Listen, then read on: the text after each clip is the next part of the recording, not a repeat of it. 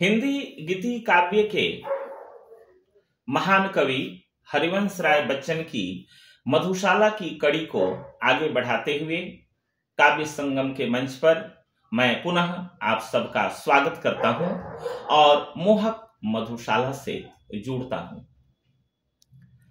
देख रहा हूं अपने आगे कब से माणिक सी हाला, देख रहा हूं अपने आगे कब से कंचन का प्याला, बस अब पाया कह कह कब से दौड़ रहा इसके पीछे, किंतु रही है दूर क्षितिज सी मुझसे मेरी मधुशाला।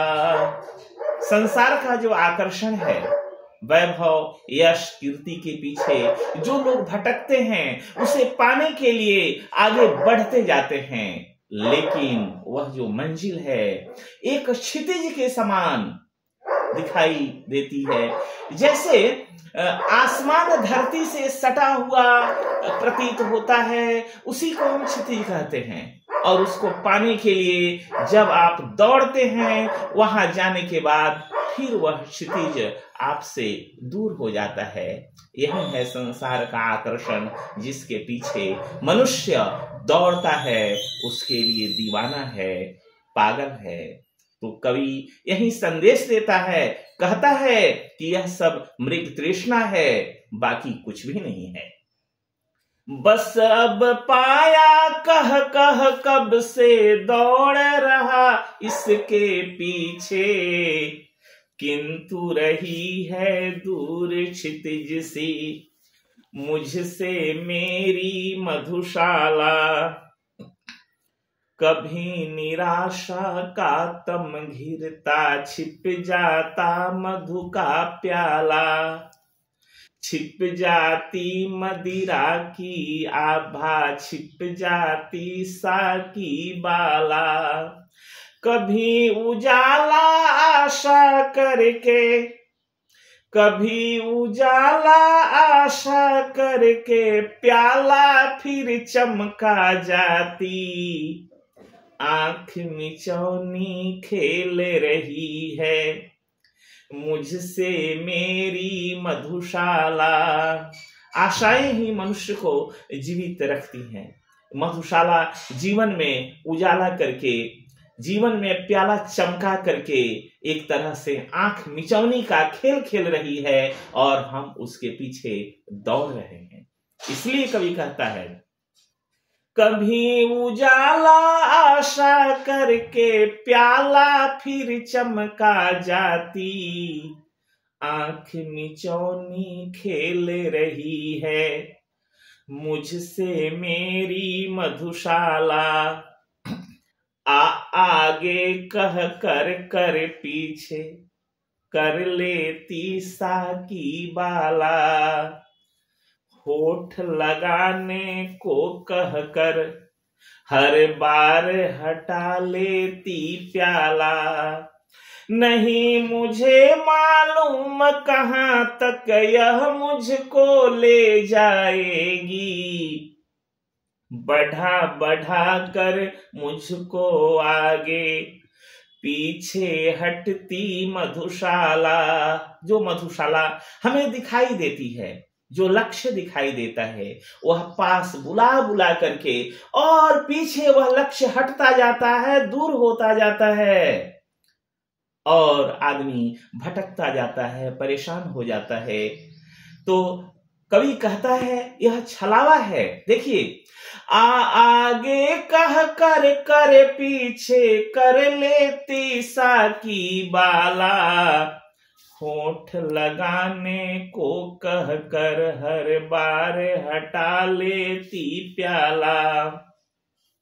नहीं मुझे मालूम कहां तक, नहीं मुझे मालूम कहां तक यह मुझको ले जाएगी, बढ़ा बढ़ा कर मुझको आगे पीछे हटती मधुशाला।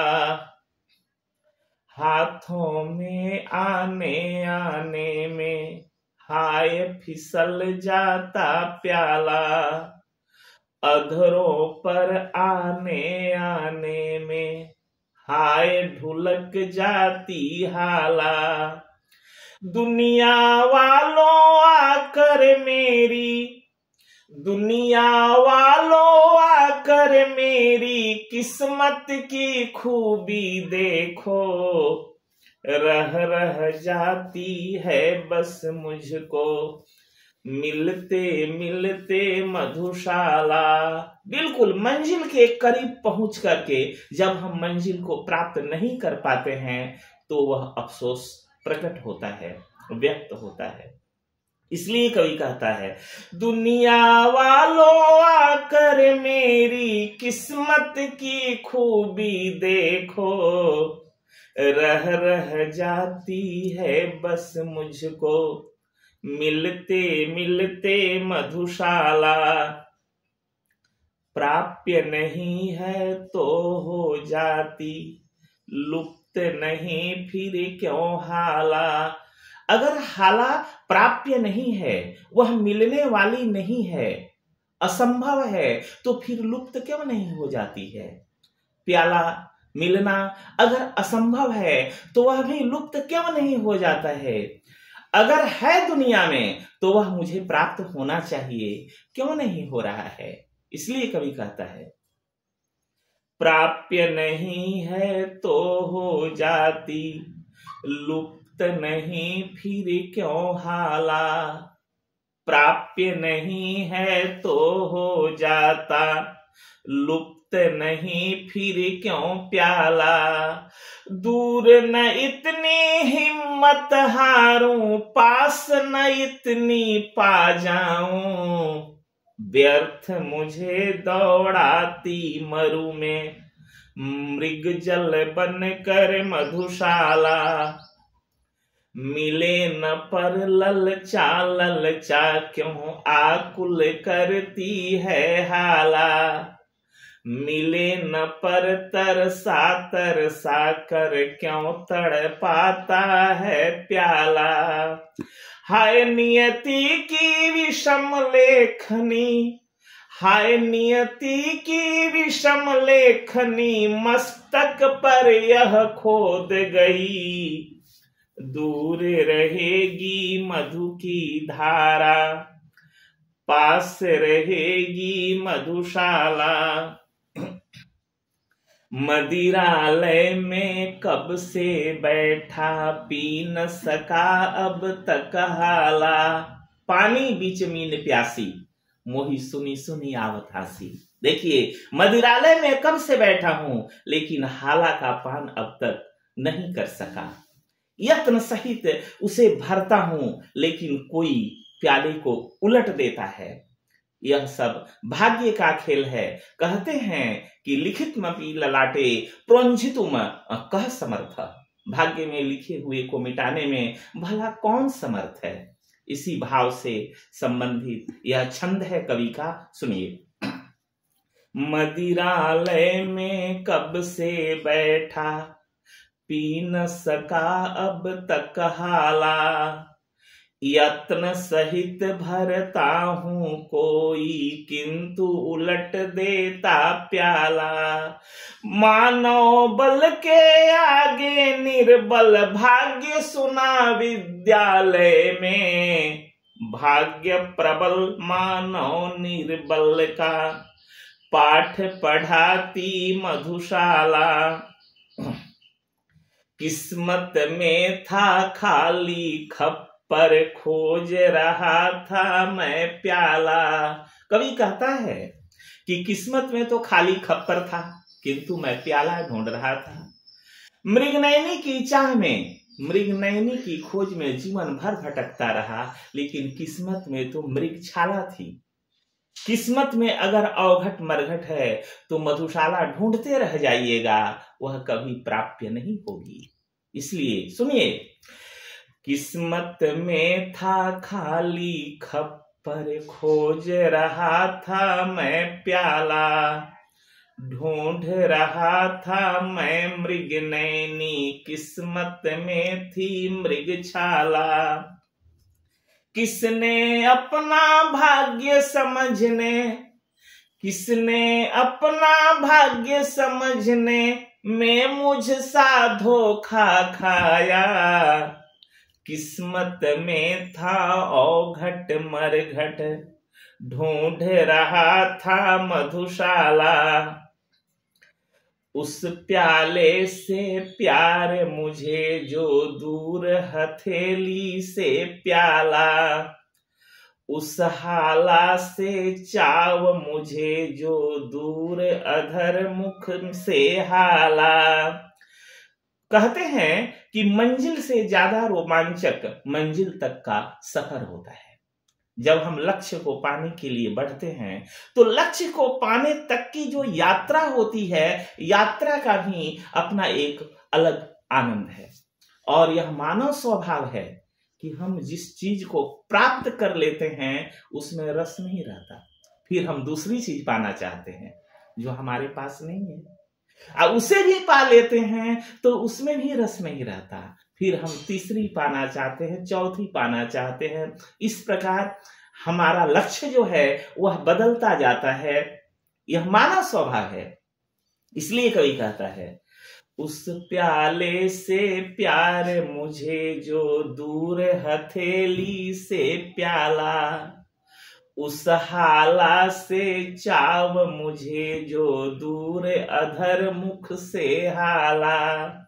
प्यार नहीं पा जाने में है, इस पंक्ति का भाव देखिए, प्यार नहीं पा जाने में है, पाने के अरमानों में।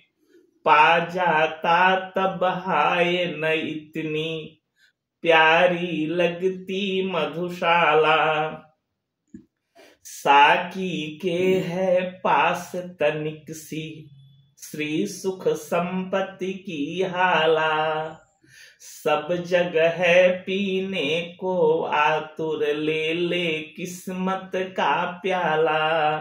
रेल ठेल कुछ आगे बढ़ते, रेल ठेल कुछ आगे बढ़ते, बहु तेरे दब कर मरते।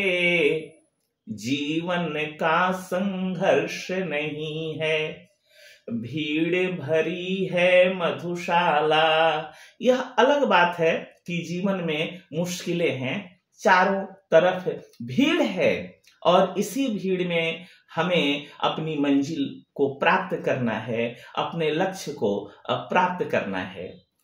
तो रेल ठेल तो सब जगह है, लेकिन लक्ष्य की राह में जो शहीद हो जाते हैं उन्हीं का नाम अमर होता है।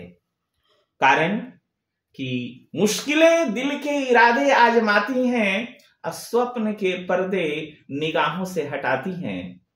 हौसला मत हार गिरकर ए मुसाफिर, ठोकरें इंसान को चलना सिखाती हैं। तो रेल ठेल है, संघर्ष है, भीड़ भरी दुनिया है, लेकिन इसी में चलने का अपना एक अलग आनंद भी है।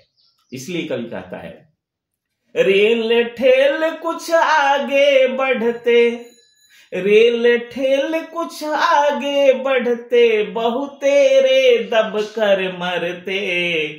जीवन का संघर्ष नहीं है, भीड़ भरी है मधुशाला।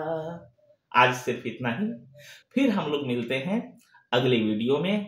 तब तक के लिए शुभ विदा।